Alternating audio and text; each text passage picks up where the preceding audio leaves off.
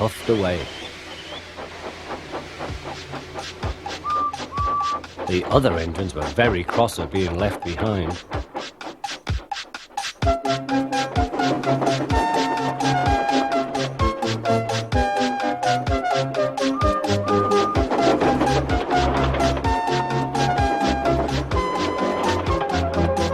Edward worked hard all day. The coaches thought he was very kind, and the driver was very pleased.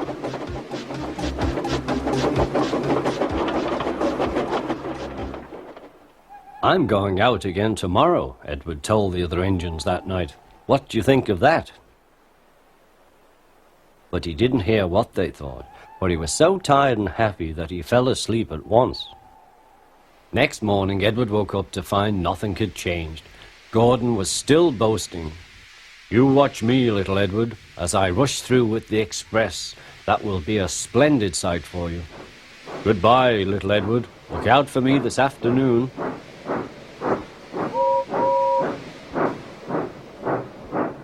Edward went off to do some shunting. Edward liked shunting. It was fun playing with trucks. He would come up quietly and give them a push. Then he would stop and the silly trucks would go bump into each other. "Oh!" they cried. "Whatever is happening?"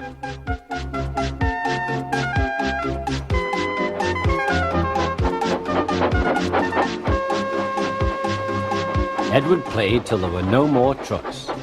Then he stopped to rest. Presently he heard a whistle. Gordon was very cross. Instead of nice shining coaches, he was pulling a lot of very dirty trucks. "A goods train, a goods train, a goods train," he grumbled. "The shame of it, the shame of it, oh, the shame of it."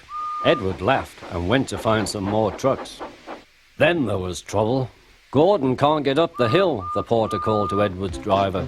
"Will you take Edward and push him, please?" They found Gordon halfway up and very cross.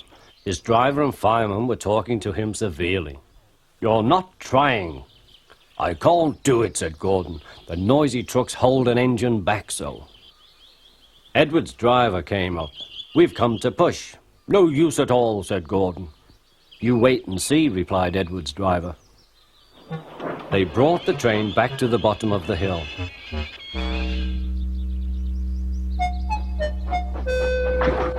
"I'm ready," said Edward. "No good," grumbled Gordon.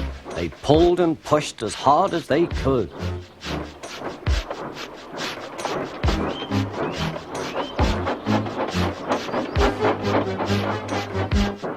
"I can't do it, I can't do it, I can't do it," puffed Gordon. "I will do it, I will do it, I will do it," puffed Edward. Edward pushed and puffed and puffed and pushed as hard as ever he could.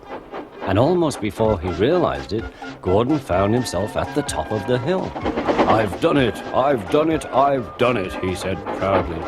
He forgot all about Edward and didn't wait to say thank you. Edward was left out of breath and far behind. He ran on to the next station, and there he found that the driver and fireman were very pleased with him. The fireman gave him a nice long drink, and the driver said, "I'll get out my paint tomorrow and give you a beautiful coat of blue with red stripes. Then you will be the smartest engine in the shed."